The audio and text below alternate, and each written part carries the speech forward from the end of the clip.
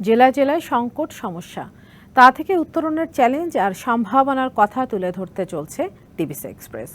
বিশেষ এই আয়োজনে মতামত থাকছে তৃণমূল থেকে শুরু করে নীতি নির্ধারকদের। ডিবিসি এক্সপ্রেস আজ সারাদিন আছে মানিকগঞ্জ জেলায়। নিবেদিত ডিবিসি নিউজের বিশেষ আয়োজন ডিবিসি এক্সপ্রেস আর সারাদিন রয়েছে মানিকগঞ্জ জেলায়। এখানে এই এলাকার মানুষের অধিকাংশ মানুষের যে অভিযোগ, সেই অভিযোগটি হচ্ছে তারা ইট ভাটায় যে ক্ষতিগ্রস্ত হচ্ছে সেই বিষয় নিয়ে তাদের সাথে যুক্ত হব আমরা। এর আগে যদি একটু বলে থাকি যে আমরা বিভিন্ন জেলা এবং প্রান্তিক পর্যায়ে আমরা বিভিন্ন সমস্যা, সংকট, তার থেকে উত্তরণের করণীয় এবং সম্ভাবনা নিয়ে কথা বলে থাকি। আমরা জানতে চাইবো যে এই এলাকায় আপনাদের ইট ভাটা মোট কতগুলো রয়েছে এবং পরিবেশে কি কি ক্ষতিগ্রস্ত হচ্ছেন আপনারা? এই এলাকায় আমাদের বলদারের মোট 33টি ইট ভাটা রয়েছে। পরিবেশের ক্ষতি হয়, প্লাস হলো মাটি কাটা, রাস্তাঘাট সব দিক দিয়ে আমাদের অসুবিধা হয়। সেদিকে বিবেচনা করে সরকার যেটা পদক্ষেপ নেয় সেই দিকে আমরা লক্ষ্য করি, যাতে সুন্দর একটা ভালো একটা ব্যবস্থা নেয়। একটি ইউনিয়নে যদি 30টির বেশি ইটভাটা থাকে, আপনারা কি প্রশাসনের সাথে কথা বলেছেন কিনা, এগুলো বৈধ কিনা, বা এতে আপনাদের এলাকায় কি কি পরিবেশের পাশাপাশি মানুষের আরো কি কি ক্ষয়ক্ষতির সম্মুখীন হচ্ছে? এখন প্রশাসনের সাথে এর আগে কথা বলছিলাম, বর্তমান 5-7 মাসে কথা হয় না। আমার মনে হয় বৈধ কি না বৈধ, ওনার তো ট্রেড লাইসেন্স দেয়, ওনাই সবকিছু জানে, আমরা তো বাকিগুলো এত কিছু জানি না। অফিসাররা সবকিছু ভালো জানে।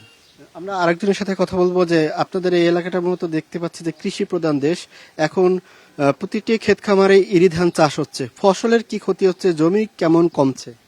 জমি তো কমে অর্ধা অর্ধি কমে গেছে, আর ফসলের দিক দিয়ে তো কোন রকম আছে হয়, তারপর না করে আমরা পারতেছি না, কিন্তু আমাদের জীবিকা চলছে না এইভাবেই। আর যত ফল ফলানি গাছ যত আছে, একটা গাছের মতো ফল নাই। নারকেল গাছ, সুপারি গাছ, কাঁঠাল গাছ, কোনো গাছের মতো ফল নাই।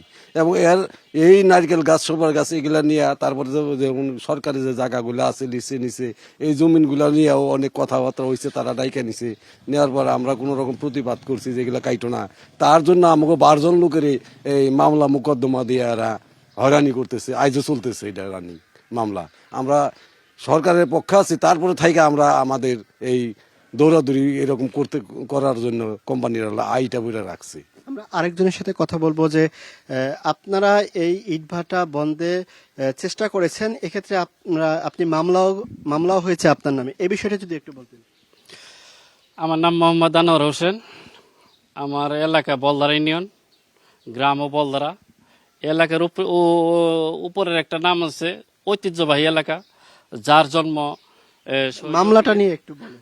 শহীদ রফিকের জন্ম এই বলদার গ্রামে, এই জন্য আমরা ঐতিহ্যবাহী এলাকা বলি।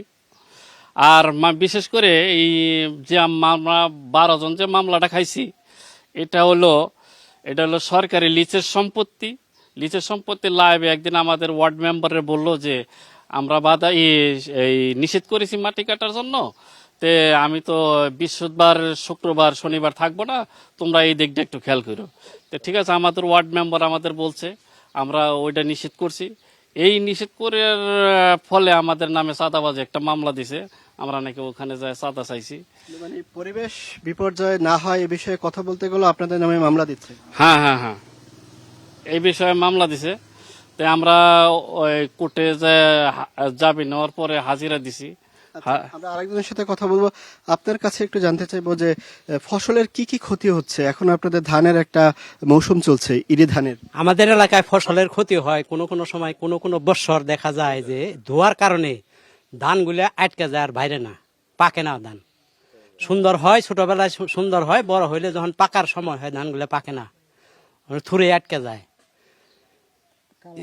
এই মতো অবস্থায় যদি সরকার কোনো পদক্ষেপ নেয় ইট ভাটা বন্ধের, আমরা সাধারণ কৃষক, খাইটা খাওয়া মানুষ, আমরা কোনো জায়গায় যাই কোনো পাত্তা পাই না। আমরা সর্বপ্রথম যাই নায়েবের অফিসে, সে বলে অ্যাসিলেন্টের কাছে যাও। যখন অ্যাসিলেন্টের কাছে যাই, সে বলে ডিসির কাছে যাও। ডিসির কাছে আমরা কি পাত্তা পাই?